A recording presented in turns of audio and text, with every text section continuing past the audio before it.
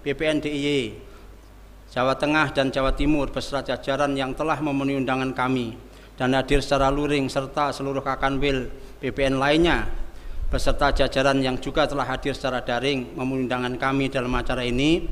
Kami ucap semoga ilmu dan pengetahuan yang dicerahkan oleh Pak Menteri sore hari ini dapat kita tangkap sebagai referensi kita bersama untuk merancang bangun pemikiran, program dan kegiatan yang selaras antara insan pendidikan dan insan birokrasi menuju perwujudan Indonesia Emas 2024 dari bidang agraria, pertanahan dan tata ruang.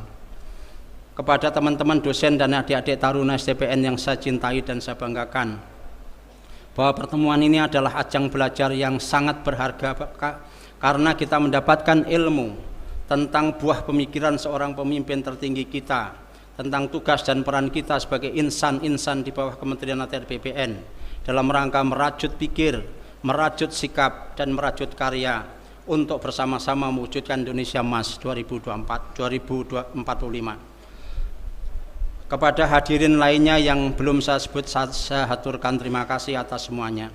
Akhirnya sebagai tuan rumah, saya atas nama Sivitas Akademika STPN juga mengaturkan permintaan maaf atas kekurangan semuanya. Semoga Allah Subhanahu wa taala, Tuhan yang Maha Esa, senantiasa menuntun kita dan memberikan kekuatan kepada kita semua untuk memberikan yang terbaik bagi masyarakat, bangsa dan negara. Amin. Akhirnya, assalamualaikum warahmatullahi wabarakatuh. Terima kasih.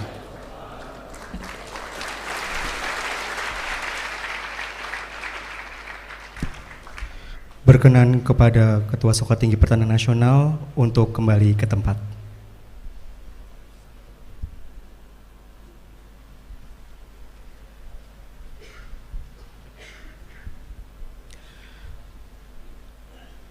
Hadirin yang berbahagia, mari kita simak dan dengarkan bersama penyampaian keynote speech oleh Menteri Agraria dan Tata Ruang, Kepala Badan Pertanahan Nasional dengan tema Pengelolaan Pertanahan dan Tata Ruang yang Partisipatif menuju Indonesia Emas 2045. Kepada Bapak Marsikal TNI Purnawirawan Dr. Hadi Cahyanto SIP, berkenan menuju podium.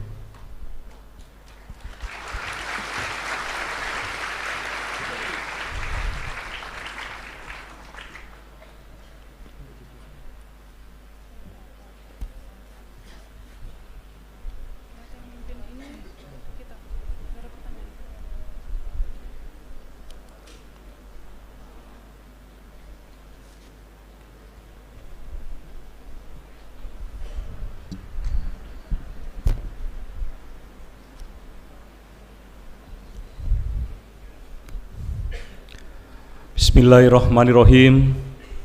Assalamualaikum warahmatullahi wabarakatuh. Selamat sore, salam sejahtera untuk kita semua.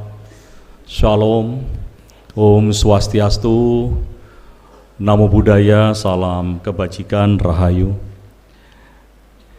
Yang saya hormati para pejabat pimpinan tinggi madya dan staf khusus menteri, para pejabat pimpinan tinggi Pratama dan tenaga ahli menteri, Kepala Kantor Wilayah BPN Provinsi Daerah Istimewa Yogyakarta, Kepala Kantor Wilayah BPN Provinsi Jawa Tengah dan Jawa Timur, Ketua Sekolah Tinggi Pertanahan Nasional Bapak Semprot Sudirman, para kakantah yang hadir pada sore hari ini, para taruna dan taruni Sekolah Tinggi Pertanahan Nasional STPN, hadirin sekalian yang saya banggakan.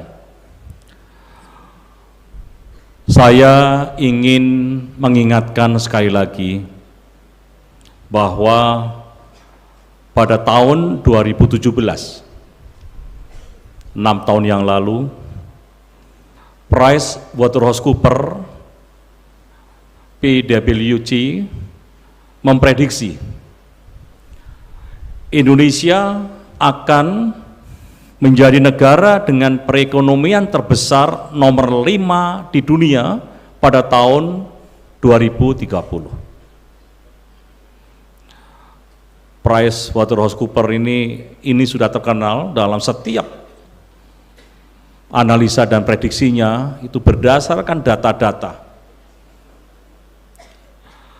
Bahkan pada tahun 2019, 2 tahun kemudian, Standard Chartered memiliki prediksi yang lebih optimis, di mana Indonesia akan menjadi negara dengan perekonomian terbesar keempat di dunia pada tahun 2030, tahun yang sama.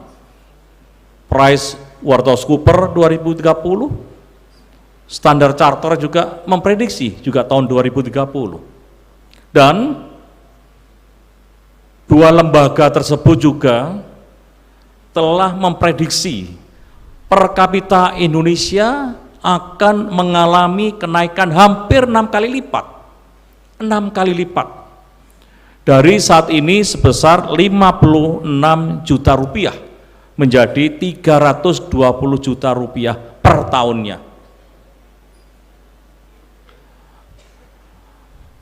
Dari hal tersebut, saya juga ingin menyampaikan informasi penting untuk para taruna dan taruni bahwa Indonesia akan masuk masa keemasan pada tahun 2045, saat tepat usia Indonesia mencapai usia kemerdekaan 100 tahun. Nah, untuk mencapai visi Indonesia Emas tahun 2045, terdapat 4 pilar pembangunan. Yang pertama adalah pembangunan manusia serta penguasaan iptek. Saat ini para taruna-taruni sedang diberikan satu pengetahuan, sedang dibangun. Termasuk di dalamnya dikenalkan bagaimana perkembangan ilmu pengetahuan dan teknologi. Untuk apa? Adalah untuk menyambut Indonesia Emas tahun 2045, juga untuk menyongsong apa yang telah diprediksi oleh PricewaterhouseCoopers dan Standard Chartered, bahwa Indonesia akan menjadi nomor 4 ekonomi terbesar di dunia. Apa saja 4 pilar pembangunan itu? Yang pertama adalah pembangunan manusia serta penguasaan iptek. Yang kedua adalah pembangunan ekonomi berkelanjutan. Ekonomi yang diiringi dengan menjaga lingkungan, melestarikan lingkungan. Yang ketiga adalah pemerataan pembangunan yang saat ini dilaksanakan oleh pemerintahan Bapak Presiden Joko Widodo, bukan hanya Jawa sentris, namun Indonesia sentris. Membangun infrastruktur, jalan tol, bandara, pelabuhan, embung-embung diperbanyak, dam-dam diperbanyak, seluruh pembangunan dilaksanakan di wilayah Indonesia. Dan yang keempat adalah pemantapan ketahanan nasional dan tata kelola kepemerintahan. Para taruna dan taruni sekalian, Indonesia akan memasuki puncak bonus demografi. Puncak bonus demografi saat usia kemerdekaan Indonesia ke 100 tahun. Bapak Presiden juga mengatakan bahwa akan terdapat total 68,3 juta penduduk Indonesia produktif. Dan ini kejadiannya dalam satu siklus itu hanya 1 kali. Saya meyakini bahwa 68,3 juta penduduk Indonesia yang produktif, diantaranya yang saat ini sedang duduk di depan saya, yang sedang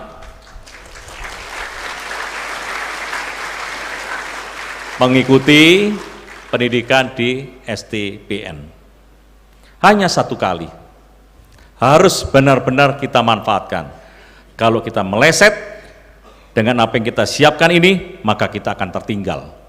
Impian kita 2045 menjadi kejayaan kita, Indonesia Emas. Apa yang diprediksi oleh PricewaterhouseCoopers, apa yang diprediksi oleh Standard Chartered, semuanya akan sia-sia belaka.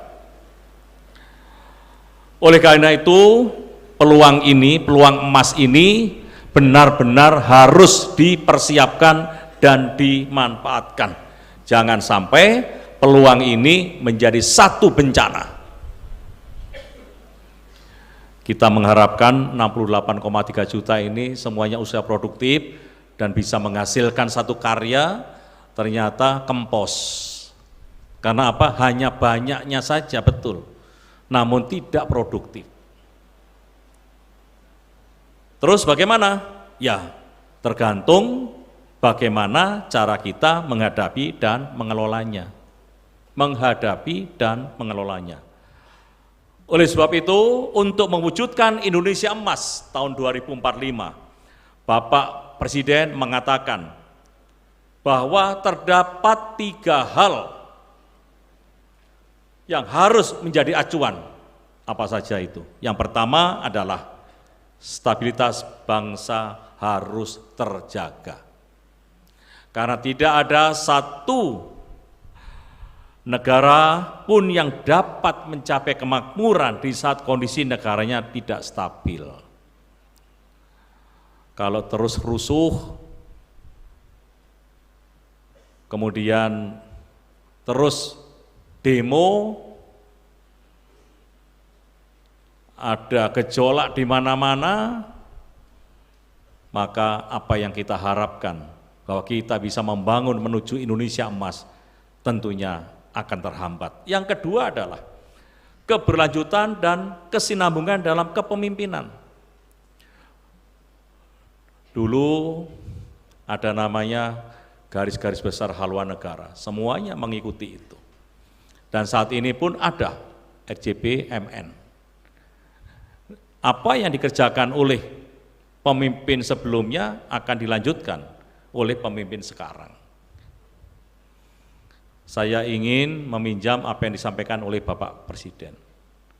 Kalau kita melakukan mengisi pembangunan seperti kita ngisi bensin di pom bensin, setelah 10 liter kembali ke 0. Ngisi lagi 15 liter kembali ke 0. Maka pembangunan ini tidak akan bisa berhasil. Tidak akan bisa mencapai 2045 itu menjadi Indonesia Emas. Atau kita juga mengisi pembangunan ini seperti tari poco-poco, ya, maju ke depan mundur, maju ke depan selangkah mundur. Tidak, harus ada kesinambungan kepemimpinan. Karena apa? Dalam mengelola negara harus dilakukan secara gotong royong, dari satu estafet kepemimpinan sebelumnya ke estafet kepemimpinan selanjutnya, gotong royong dan berkelanjutan. Khususnya untuk melakukan pemerataan penduduk serta pembangunan sebanyak 56% penduduk Indonesia berada di Pulau Jawa. Berat sekali Pulau Jawa ini. Dan memang menghasilkan 58% dari total gross domestic bruto GDP Indonesia. Oleh sebab itu Bapak Presiden selalu menyampaikan bahwa Indonesia harus dibangun tidak dengan Jawa sentris, harus dibangun dengan Indonesia sentris. Kalau sudah seperti Indonesia sentris, SDM-nya juga tidak berat di Jawa, juga harus disebar. Kita punya 17.500 pulau, yang penuh hanya satu pulau saja, Pulau Jawa. Kita punya wilayah dari Sabang sampai Merauke, dari Talaut sampai Pulau Rote, betapa luasnya itu. Itu harus benar-benar kita kelola. Judulnya bagus, pengelolaan pertahanan dan tata ruang yang partisipatif menuju Indonesia Emas tahun 2045. Sehingga taruna-taruni nanti yang lulus tidak hanya ada di Jawa, harus juga menyebar ke seluruh Indonesia. Yang ketiga adalah kualitas sumber daya manusia. Penting untuk meningkatkan kualitas sumber daya manusia termasuk penguasaan ilmu pengetahuan dan teknologi. Saya ingin memberikan contoh negara Korea Selatan, di mana berkat teknologi dalam kurun waktu 8 tahun, hanya 8 tahun, Korea Selatan mampu keluar dari middle income trap. Dan kita berharap Indonesia juga bisa segera masuk dalam kategori high income countries, tidak terjebak pada middle income saja. Karena kita sudah memiliki sumber daya manusia yang luar biasa yang kita persiapkan untuk menuju Indonesia Emas tahun 2045. Namun celaka apabila sudah kita persiapkan sumber daya manusianya tidak siap, maka kita akan tetap menjadi negara berkembang hanya di middle income country, karena kita masuk pada jebakan middle income trap. Adik-adik, taruna dan taruni STP yang saya cintai, saya ingin menyampaikan bahwa terdapat berbagai tantangan dalam menyongsong Indonesia Emas 2045. Apa tantangannya?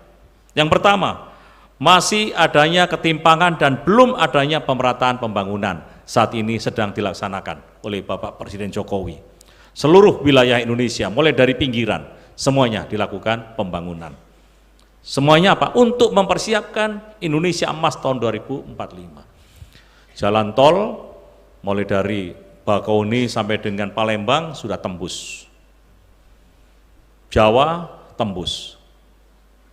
Trans Papua terus dilaksanakan. Bandara sekali lagi, pelabuhan, embung untuk menampung air, semuanya dibangun. Berikutnya adalah, ini penting bagi kita, tingginya sengketa dan konflik pertanahan yang terjadi di masyarakat. Saya selalu bertanya kepada Dirjen 7, mana saja wilayah yang tingkat konflik pertanahan maupun sengketa paling tinggi, akan saya datangi, akan saya selesaikan. Apakah saya bisa sendiri? Tidak. Saya harus bersinergi dengan APH, aparat penegak hukum, dengan pemerintah daerah. Apabila sinergitas ini bisa dilakukan antara aparat penegak hukum, jaksa kepolisian, badan peradilan, pemerintah daerah, BPN itu sendiri, maka tidak ada permasalahan yang tidak bisa diselesaikan. Apabila konflik sengketa terus terjadi, maka akan mengganggu iklim investasi. Investor datang malas, ngapain saya datang ke Indonesia, masalah hak atas tanah, kepastian hukumnya saja tidak jelas. Nah, ini tugas kita. Tugas kita adalah bagaimana menyelesaikan permasalahan sengketa tanah yang terjadi di masyarakat. Terus kita urai permasalahan-permasalahan ini. Dan hampir saya ke setiap daerah, permasalahan itu bisa diselesaikan berkat sinergi dan kolaborasi.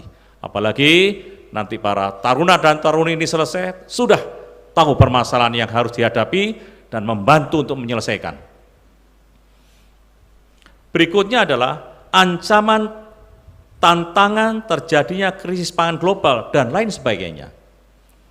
Perang Rusia-Ukraina belum berakhir. Palestina, Israel bergejolak. Yang jelas kita juga baru saja menghadapi bencana non-alam, yaitu COVID-19. Kita bersyukur Indonesia untuk perekonomiannya, pertumbuhan ekonomi bisa bertahan dan ditargetkan terus 2024-2025 adalah 5,1. Kita melihat tanda-tanda ini optimis bisa masuk menuju ke Indonesia Emas dan menjadi negara nomor 4 ekonomi terbesar di dunia. Apalagi saat ini kita juga sedang menghadapi di samping geopolitik global maupun regional, kita juga menghadapi krisis pangan akibat ancaman yaitu fenomena El Nino. Mengakibatkan kekeringan di beberapa tempat. Akibatnya apa?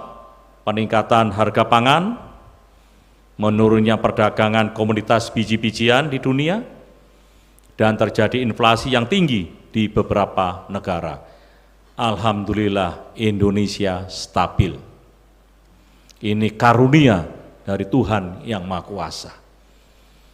Kita sudah diberikan tanda-tanda, fenomena untuk bisa membawa Indonesia menjadi Indonesia emas tahun 2045.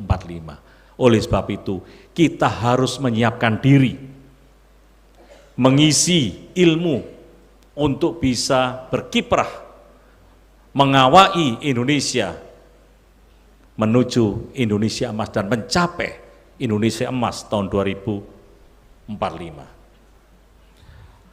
Para taruna dan taruni yang saya hormati, selain itu berdasarkan data Indeks Ketahanan Pangan Global pada tahun 2022, Indonesia menempati urutan ke-69 dari 113 negara, yang berarti apa? Ketahanan pangan Indonesia masih berada di bawah rata-rata global. Masih berada di rata-rata global. Dan dalam menghadapi tantangan-tantangan tersebut, Kementerian ATR BPN telah menerapkan langkah-langkah strategis yang salah satunya melalui pengelolaan pertahanan dan tata ruang. Beberapa hari yang lalu saya bertemu dengan di dalam forum HITI, Himpunan Ilmu Tanah Indonesia. Saya akan gandeng, karena itu adalah pakar-pakar ilmu tanah Indonesia. Untuk apa?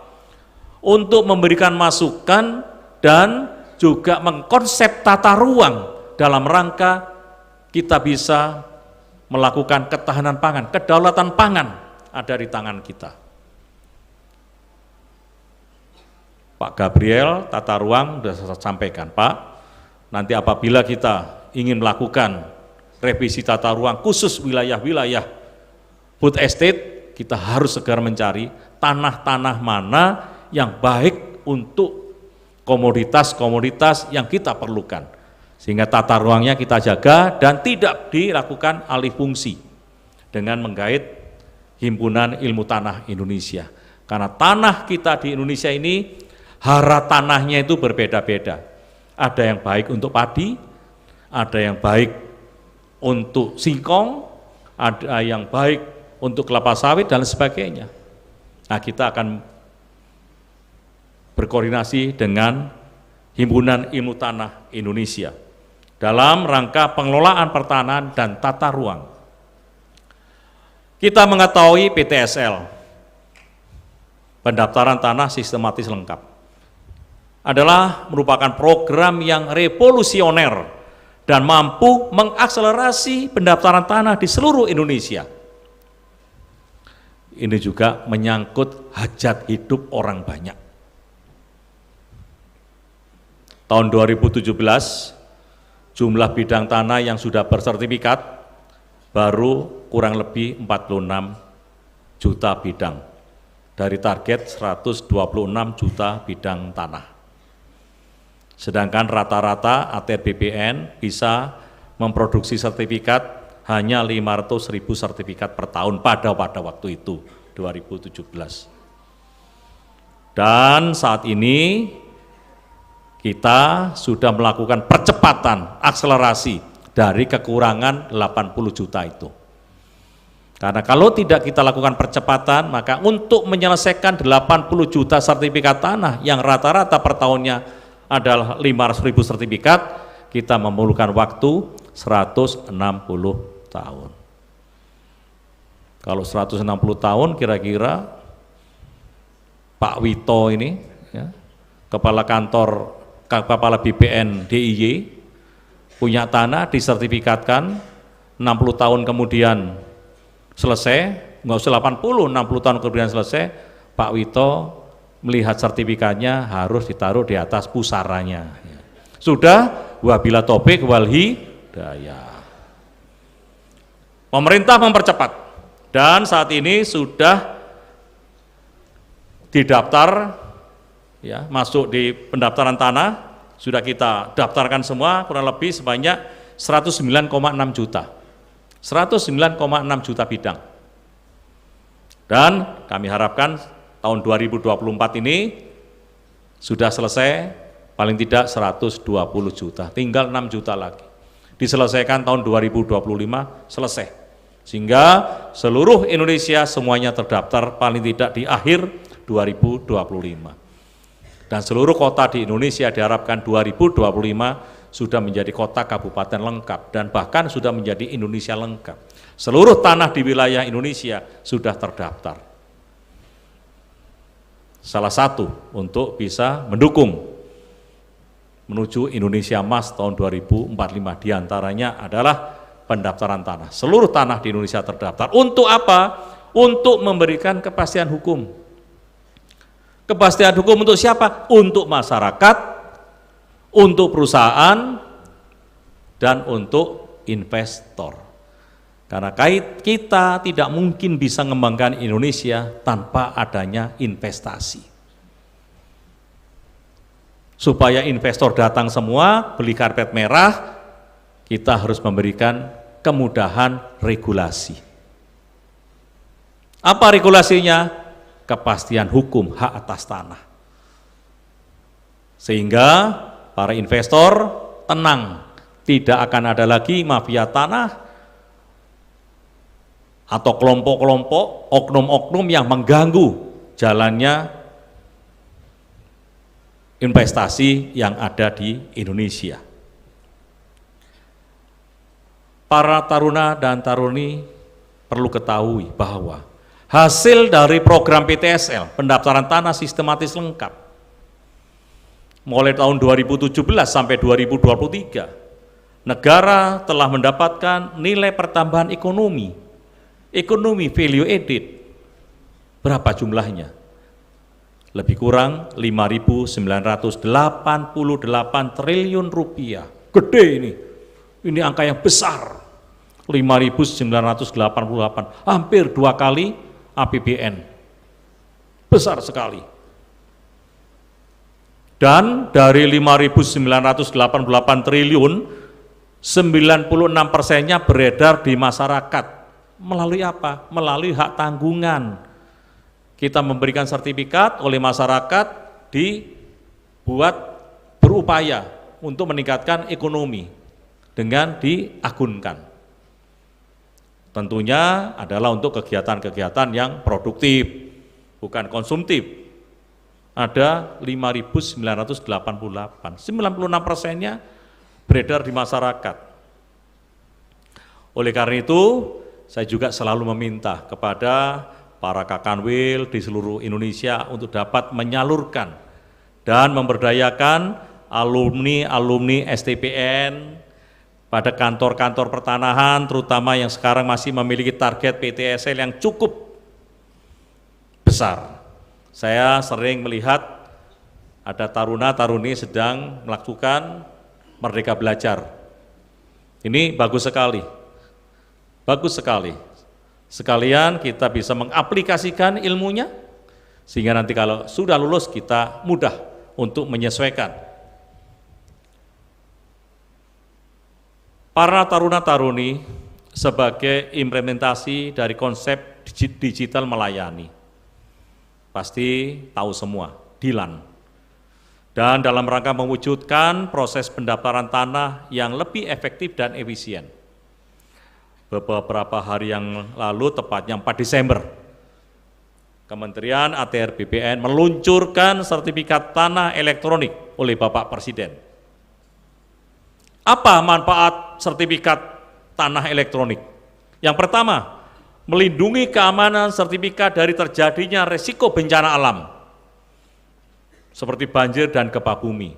Kalau dulu masih menyimpan secara manual, ya, yang ada berapa lembar itu 8 lembar, kalau sudah kena banjir hilang, bingung. Data tidak tersimpan secara elektronik. Tapi saat ini, apabila terjadi hal seperti itu, kita masih memiliki data dan bisa mengeluarkan.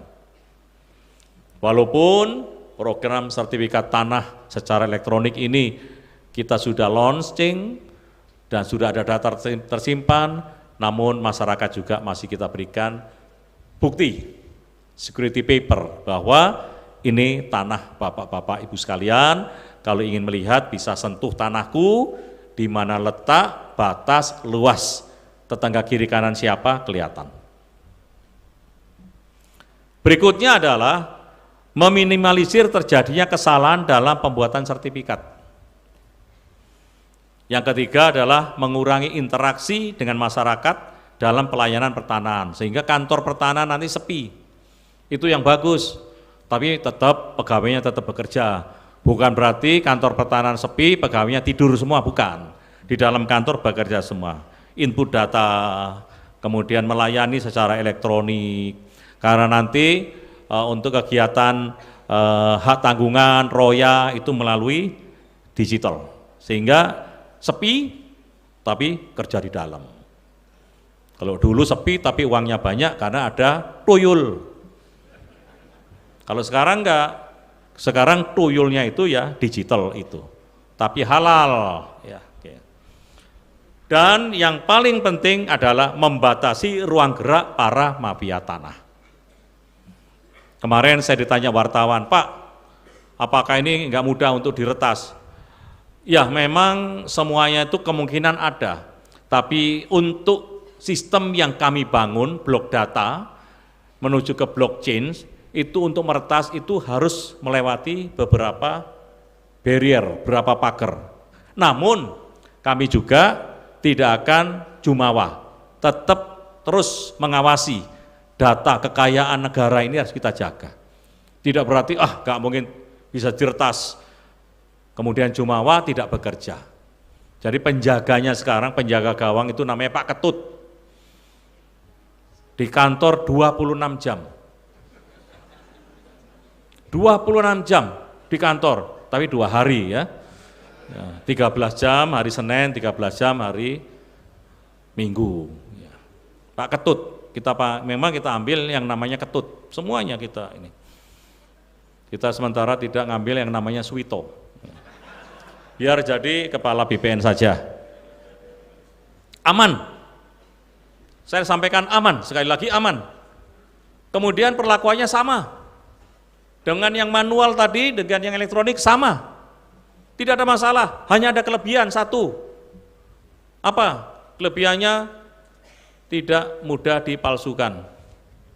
Yang saat ini banyak sertifikat palsu. Dan saya sudah sampaikan kepada Kantah, Kanwil, kalau ada sertifikat palsu, laporkan kembali yang memalsukan itu. Jangan takut. Kita punya teman banyak sekali. Siapa Pak temannya? Kepolisian. Siapa lagi? Kejaksaan. Siapa lagi? Pengadilan. Siapa lagi? Pemerintah daerah. Siapa lagi? Ada menterinya, Pak. Loh kenapa? Ya.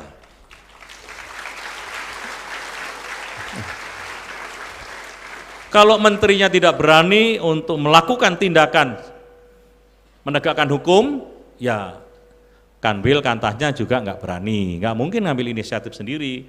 Oleh sebab itu diorkestrasi oleh menteri untuk melakukan kegiatan sesuai dengan aturan dalam rangka bisa melindungi hak-hak rakyat.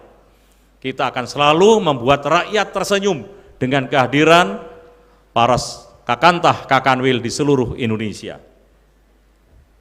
Dan sertifikat tanah elektronik memberikan kemudahan akses bagi pemilik sertifikat untuk mendapatkan informasi secara real time. Apa? Melalui Sentuh Tanahku. Para taruna-taruni sudah pernah lihat Sentuh Tanahku? Saya takutnya tidak tahu Sentuh Tanahku, tapi sentuh pacarku. Nah, nggak boleh. Belum boleh ya, harus yang pakai gadget saja, Sentuh Tanahku. Karena saya diminta untuk memberikan kuliah umum ini pada hari Kamis. Kenapa hari Kamis? Saya tanya. Ya kalau hari Jumat taruna-taruninya harus basiar, harus segera melakukan Sentuh Tanahku. Para taruna-taruni sekalian, dalam aplikasi Sentuh Tanahku ini terdapat fitur notifikasi jika perubahan data dalam sertifikat tanah elektronik ya, perubahan data, maka sertifikat elektronik diterbitkan menggunakan secure dokumen. Jadi aman. Dan disahkan melalui tanda tangan elektronik. Semuanya sudah dijamin keamanannya. Dan saya perlu sampaikan bahwa hampir seluruh negara baik di benua Eropa, Australia dan Asia itu telah menggunakan sertifikat tanah elektronik. Sehingga dengan diluncurkan sertifikat tanah elektronik kemarin oleh Bapak Presiden, maka pengelolaan pertanahan di Indonesia telah berstandar dunia dan setara dengan negara lainnya.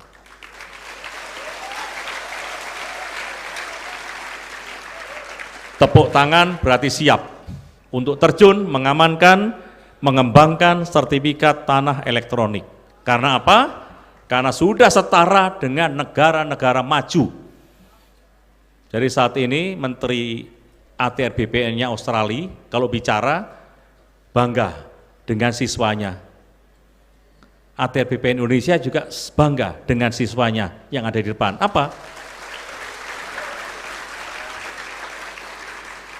Karena pola pikirnya sudah sama dengan Australia, negara-negara maju, ya, negara-negara maju yang di Asia sudah sama semua.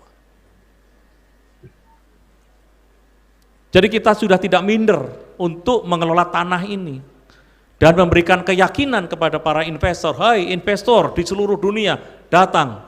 Saya berikan keyakinan bahwa saudara memberikan investasi di Indonesia akan dilindungi hak atas tanahnya, diberikan kepastian hukum. Jangan takut, sumber daya alam di Indonesia sangat luar biasa. Di samping kita juga harus belajar untuk nantinya bisa mengelola sendiri sumber daya alam kita. Berarti kan usah dilolos, usah dipindah ming TK luhur sih. Untuk itu kan saya terus akan melakukan pengembangan, kreasi, dan inovasi dalam rangka meningkatkan kualitas lulusan, kualitas saudara-saudara, kualitas para taruna-taruni,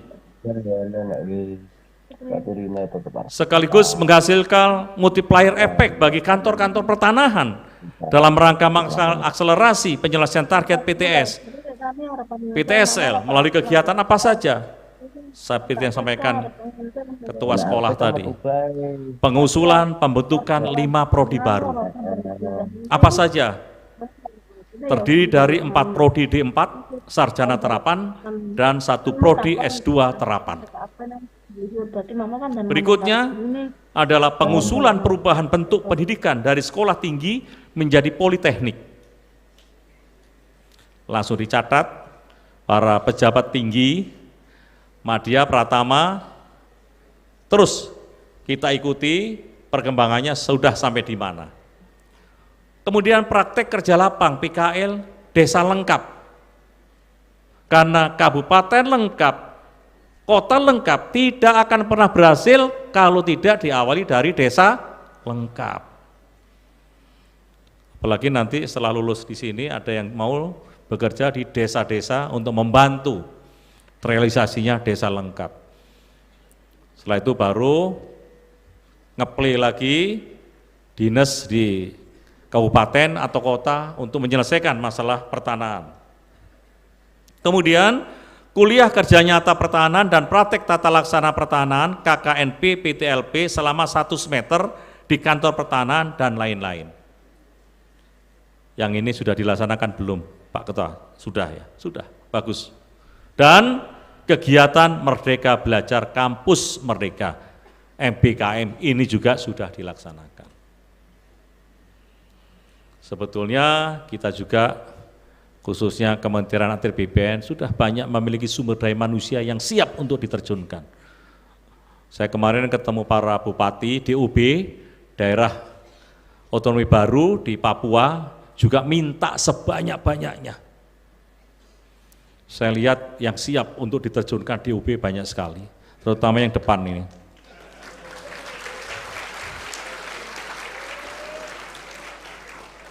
Daerah yang memerlukan pemikiran dan tenaga dari para taruna dan taruni.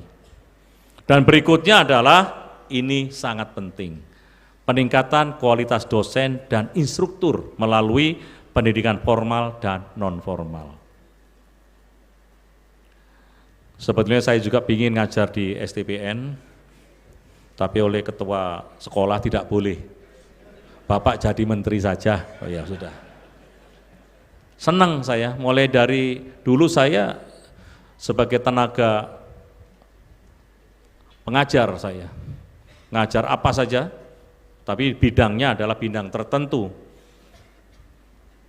Dan mengajar adalah passion saya. Memberikan ilmu adalah passion saya.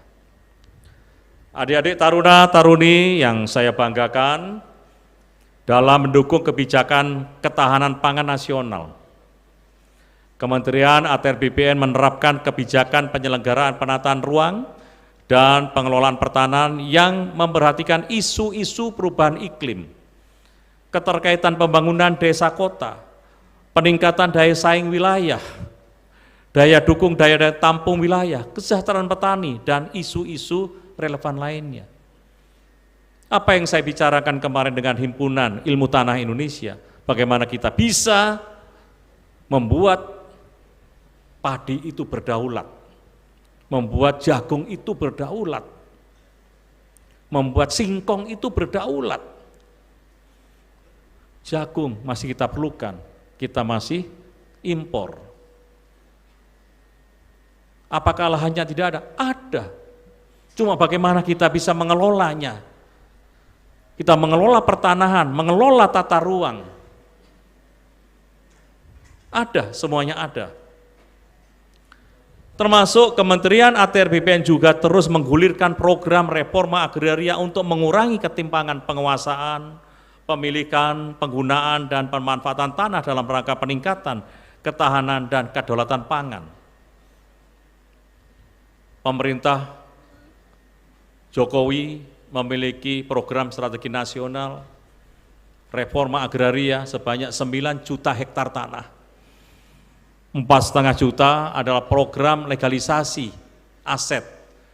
Yang 4,5 juta adalah redistribusi tanah dari 4,1 juta hektar pelepasan kawasan hutan dan 400.000 hektar ex-HGU atau tanah-tanah terlantar. Dari program itu kita akan memberikan satu aset dan akses khusus untuk redistribusi tanah. Kita lihat legalisasi aset yang saat ini sudah kita kerjakan sudah mencapai 235,23%. Dari mana? Dari 3,9 juta hektar merupakan target legalisasi aset melalui program PTSL. Sudah 235, hasilnya itu tadi 109,6 juta bidang tanah, itu antara lain. Kemudian berikutnya adalah 0,6 juta hektar merupakan target legalisasi tanah transmigrasi, masih 24,12, nanti tugas dari para taruna-taruni. Kenapa? Karena lokasinya, luasnya, kemudian batasnya di mana ini perlu koordinasi dengan Kementerian Desa. Ini pekerjaan yang benar-benar harus kita laksanakan secara berkoordinasi. Kalau tidak, ini hasilnya masih 24,12. Tersebar di seluruh wilayah Indonesia. Dan ATR BPN sampai saat ini terus menyelesaikan permasalahan-permasalahan tersebut. Terkait dengan redistribusi tanah, 4,5 juta hektar, 0,4 juta, 400 hektar adalah tanah-tanah ex-HGU. Capainya sudah 346,34%. Tugasnya diminta untuk meredistribusikan sebanyak 400 hektar, tapi capaiannya sebanyak 1,38 juta hektar. Karena HGU yang kita terima, kemudian langsung kita redis, itu melebihi target. Dan program aset dan akses kita laksanakan di sini. Apa maksudnya aset dan akses? Masyarakat kita berikan aset berupa tanah dan kita berikan akses perbankan. Kemudian kita juga ada mengangkat Bapak Angkat sebagai off-taker sehingga masyarakat bisa meningkatkan perekonomiannya tanpa diganggu oleh mafia tanah, tanpa diganggu oleh biong-biong. Kadang-kadang dengar di sana ada redistribusi tanah HGU, Pak ada redis Pak, ada pengerahan massa. Ini menurut data intelijen. Kemudian sudah ada mafia tanah biong-biong yang ingin membeli tanah tersebut. Akhirnya tujuan pemberian aset dan akses tidak tercapai. ATR BPN tidak kalah akal, diberikannya kepada masyarakat secara komunal. Kenapa komunal? Kalau diberikan secara komunal, maka secara pribadi tidak bisa menjual tanahnya. Di samping itu kita lakukan pemberdayaan masyarakat, akses. Dengan mendatangkan off-taker, kita koordinasi dengan Himpunan Ilmu Tanah Indonesia, ini cocoknya ditanamin pisang. Pisang apa Pak? Pisang Cavendish. Kenapa? Karena pisang ini tidak bisa dimakan kalau mentah. Aman, karena tidak akan dicuri. Kalau ada siswa STPN latihan, katakanlah potong kompas, masuk ke hutan atau tanaman pisang Cavendish, tidak akan berani ngambil, karena dimakan pun nggak bisa. Gajah pun nggak mau makan, apalagi manusia. Loh bagaimana caranya? Nanti akan dilakukan satu proses, setelah panen baru masak. Dan disitulah rantai pasoknya berjalan, kirim ke Bali dan sebagainya. Ini adalah program pemberdayaan apabila kita melepas redistribusi tanah dari HGU. Cocoknya pisang. Yang sana cocoknya apa Pak? Di sana cocoknya jagung. Sana cocoknya padi. Kita berdayakan. Dan off-takernya sudah ada. Ini bagian dari redistribusi tanah. Berikutnya adalah dari mana lagi?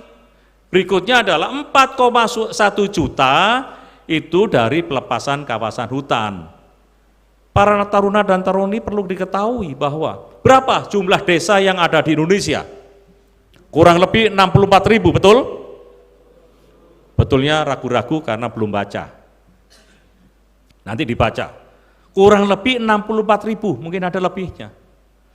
Dari 64.000, 25.843 desa ada di kawasan hutan. Masyarakat bertanya, Pak Menteri, tanah saya ini disertifikatkan, tetangga saya punya, saya nggak punya. Dan saya harus menjawab, Bapak, Ibu masih tanahnya masih berada di kawasan hutan. Kalau ATR BPN mensertifikatkan, maka ATR BPN akan dipidana. Bagaimana caranya? Kita masukkan program strategi nasional yang saat ini juga Jawa Timur sudah punya peta.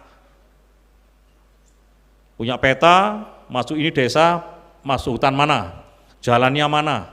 Nah ini yang akan kita koordinasikan dengan KLHK, kemudian akan dikeluarkan skep biru dan akan kita redis.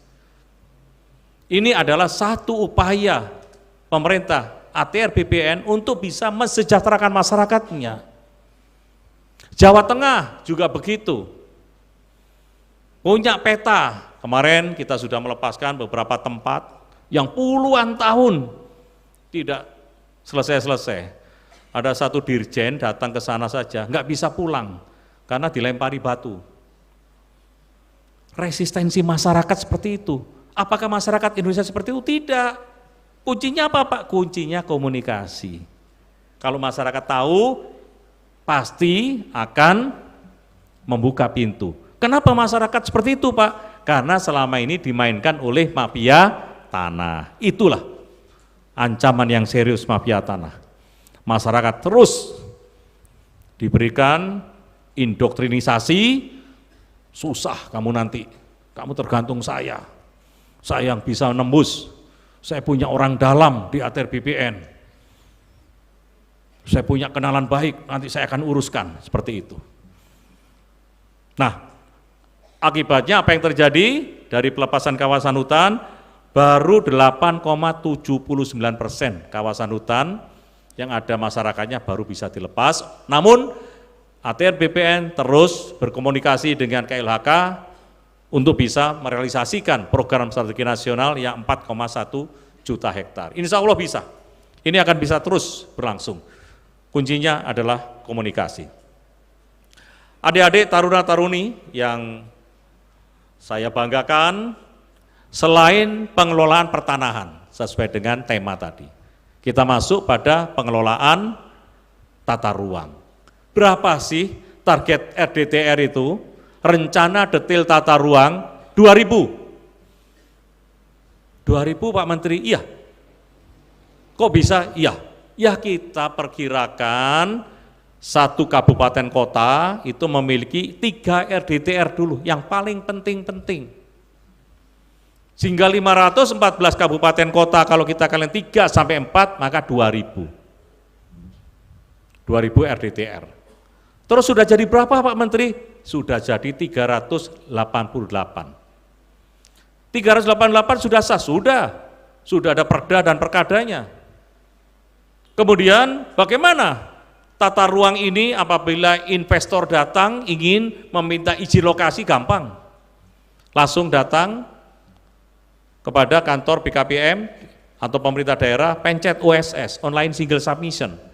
Di sini tertulis 194, namun tadi pagi saya baru saja rapat koordinasi tingkat nasional dengan Bapak Presiden dan Bapak Menteri Dalam Negeri dan Bapak Menteri Investasi BKPM sudah naik sebanyak 202 RDTR, rencana detail tata ruang di Indonesia yang sudah terhubung dengan OSS. Artinya apa? Apabila investor datang, yang saya sampaikan tadi, kita berikan karpet merah, investor akan mencari lokasi. Oh, lokasi ini baik.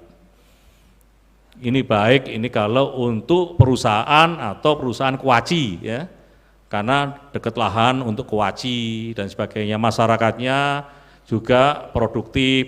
Kalau gitu, saya akan izin lokasi ini menjadi pabrik. Pencet saja data itu masukkan ke OSS, online single submission. 1 hari keluar, namanya KKPR.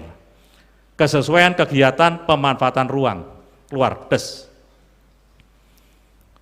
Ada pertanyaan, Pak Menteri, katanya siswa, kalau wilayahnya itu belum ada RDTR-nya, apakah bisa kita ngurus KKPR? Jawabannya bisa, apalagi sudah masuk PSN. Namun, prosesnya tidak 1 hari, 1 bulan. Terus ada tanya lagi, Pak Menteri, katanya kalau OSS itu kita minta KKPR-nya 1 hari gratis, jadi tidak ada pendapatan negara bukan pajak. Tapi kok saya dengar yang wilayah daerah sini dimintai pendapatan negara bukan pajak. Kok beda? Ya, kalau sudah masuk OSS tidak ada PNBP. Tapi yang belum masuk di dalam OSS berarti tidak ada RDTR, kita akan memberikan. Maka perlu waktu sekian hari, di situ ada PNBP. Oleh sebab itu, kami terus berupaya untuk melengkapi 2000 RDTR ini di seluruh Indonesia, sehingga investor datang bawa koper, isinya bukan baju, kalau siswa kan baju, itu isinya cek, itu ceknya bisa ditinggal karena berusaha di Indonesia, karena yakin diberikan kepastian hukum, hak atas tanah, dan juga aman dalam berusaha. Nah, poin pertama penting tadi yang saya sampaikan adalah bagaimana kita bisa menuju ke Indonesia Emas tahun 2045 adalah jamin keamanannya. Harus dijamin keamanannya. Saat ini memang masih ada penggoda-penggoda yang harus kita sikat mafia tanah itu. Contohnya apa? Contohnya banyak sekali. Mafia tanah ini yang mengganggu investasi. Iklim investasi terganggu. Contohnya apa? Satu perusahaan sudah yakin bahwa memiliki sertifikat, namun ada yang memperkarakan kelompok mafia tanah. Lakukan upaya hukum sampai dengan PK. PK 1 kalah mafia tanahnya. Ngajukan lagi PK 2 kalah. Mengajukan lagi PK, padahal PK sampai 2. Terus, karena dia punya jaringan mafia tanah.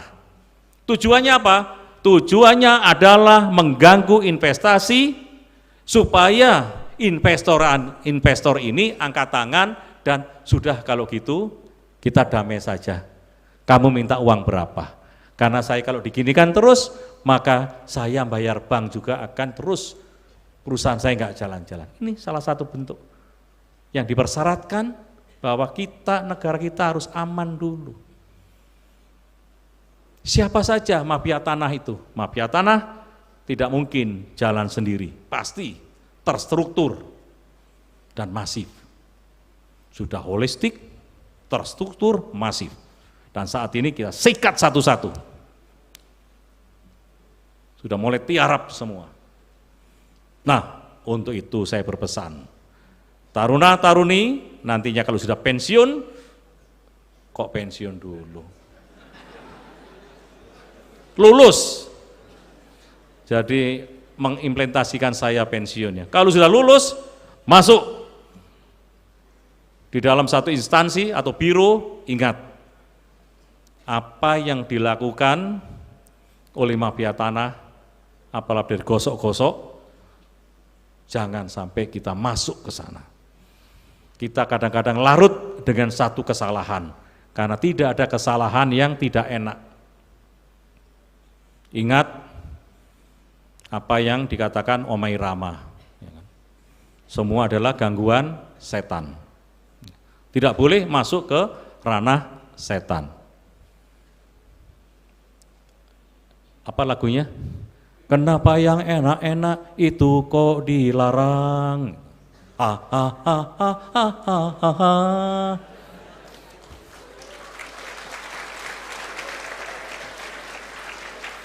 Jangan, ya, ngomong masih hijau. Ini kan masih hijau, belum berpengaruh. Kalau kertas masih putih, tinggal nanti para taruna-taruni akan mengisi kertasnya itu warna apa. Apakah jalan menuju ke kanan atau ke kiri atau ke tengah, itu adalah dari para taruna-taruni sendiri memutuskan. Nah, itu terkait dengan RDTR. Kemudian dalam menyongsong Indonesia Emas tahun 2045, saya meyakini STPN memiliki peran dalam melahirkan insan-insan pertanahan yang berintelektual, profesional, berkarakter, dan berwawasan kebangsaan. Ketua sekolahnya aja begini. Ya. Saya yakin hasil didiknya juga tidak mengecewakan.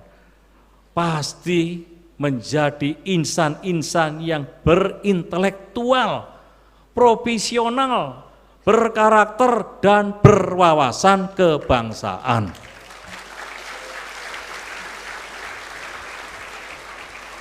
Karena saya ingin mengingatkan kelak, masih ada tugas-tugas besar, tugas-tugas yang penuh resiko, tugas-tugas yang sangat berat, tapi saya yakin dengan pendidikan yang ketat, para guru, para instruktur juga memberikan contoh karakter yang baik. Karena memiliki karakter yang baik, maka bagaimana cara menyelesaikan permasalahan di lapangan begitu cepat. Kita pernah memiliki satu adikum, kirpat, perkiraan cepat. Karena biasanya petugas-petugas ukur di lapangan, kemudian para pekerja-pekerja di lapangan, khususnya pertahanan, itu harus bisa segera menentukan iya atau tidak. Perkiraan cepat. Pak, Bapak kan tukang ukur, iya. Bisa enggak bantu saya? Apa? Tanah saya hanya 100 meter Pak, bisa enggak dibantu 20 meter lagi, sehingga 120, nanti ada apa-apanya. Kirpat, tidak, perintah pimpinan saya akan ukur sesuai dengan apa yang ada di lapangan.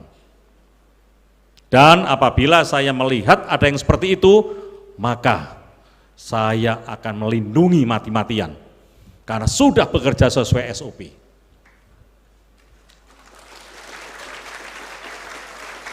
Saya akan bela habis-habisan.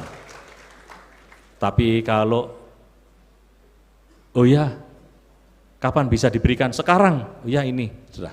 Ketahuan langsung proses. langsung proses, sudah tidak ada ampun. Itulah sebabnya saya yakin hal-hal yang saya sampaikan terkait kebaikan dalam melakukan tugas yang saya berikan pada hari ini, saya yakin saudara-saudara bisa melakukan tugas-tugas berat itu di lapangan nantinya. Dan saya yakin bahwa saudara-saudara mampu untuk mengawai, menyongsong dan mengawai Indonesia Emas tahun 2045.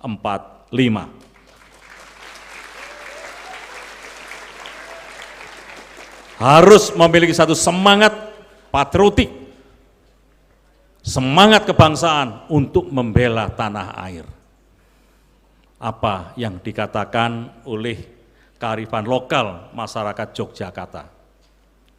Sedumuk batuk sanyari bumi ingsun belani, pecahing dodo utaing ludiro. Artinya luas, kebaikan apapun akan saya pertahankan, walaupun saya harus merelakan darah saya tercecer atau keringat saya tercecer. Kalau diartikan sebenarnya untuk satu pertahanan adalah jangankan sejengkal tanah, seujung kuku pun akan saya pertahankan sampai darah penghabisan.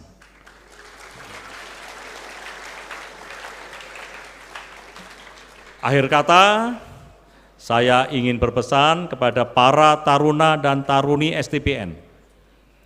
Gunakan kesempatan ini untuk membekali dan mengembangkan, mengisi diri saudara-saudara sebagai pelaku agen perubahan di kampus dan di lingkungan masyarakat.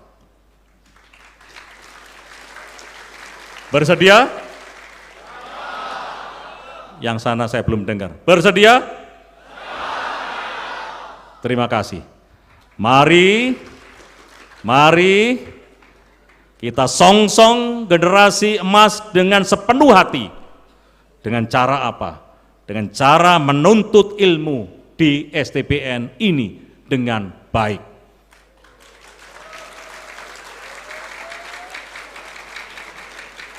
Apabila sudah lulus, maka akan melakukan implementasi ilmu kita di lapangan. Ingat, sinergi, komunikasi, dan kolaborasi adalah kunci keberhasilan saudara-saudara semua. Dan saudara-saudara semuanya harus bisa diaplikasikan di tengah-tengah masyarakat untuk mewujudkan Indonesia, tercapainya Indonesia menjadi negara ekonomi nomor 4 terbesar di dunia, dan Indonesia masuk ke negara atau Indonesia Emas pada tahun 2045.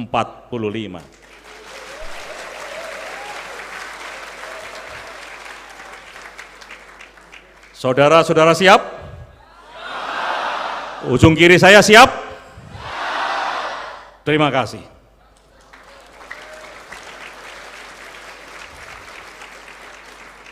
Selamat bertugas untuk masuk di dalam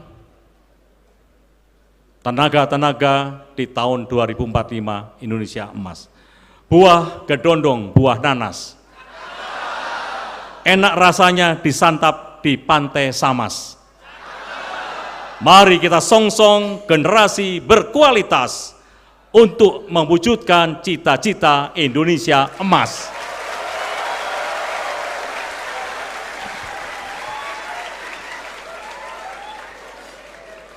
Pergi ke kampus untuk belajar. Dengarkan dosen supaya pintar. Target PTSL mari kita kejar agar pembangunan berjalan lancar.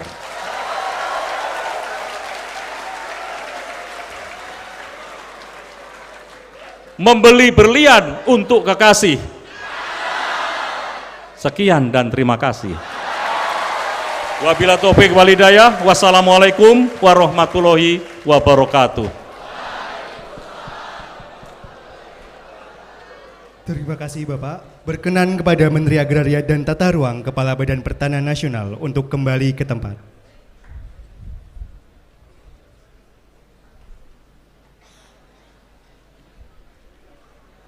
Dilanjutkan dengan sesi foto bersama. Dimohon kepada hadirin berkenan untuk berdiri.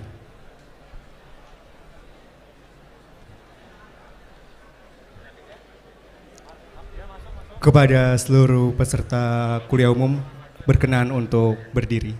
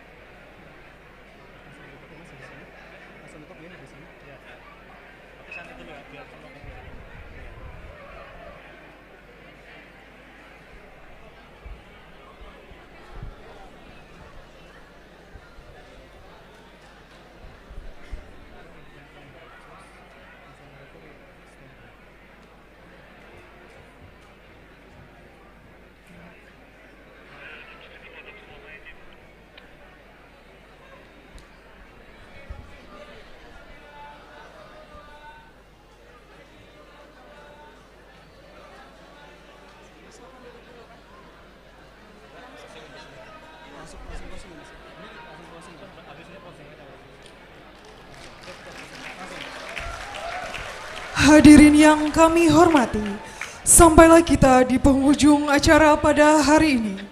Sejatinya sebuah pendidikan adalah awal perubahan.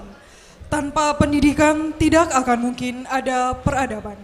Meski perkuliahan adalah perguruan tertinggi yang bisa dicapai seseorang, namun kita bisa belajar dari berbagai hal, termasuk pengalaman. Indonesia bukan hanya sebatas garis peta, tapi gerak anak muda. Dan tanah air ini adalah petak-petak yang harus diolah oleh pemuda saat ini. Saya Binar Arko Gumilar. Dan saya Maria Teresia Irmawawo, akhir kata. Wassalamualaikum warahmatullahi wabarakatuh. Kepada Menteri Agraria dan Tata Ruang, Kepala Badan Pertanahan Nasional, beserta jajaran dipersilahkan meninggalkan tempat.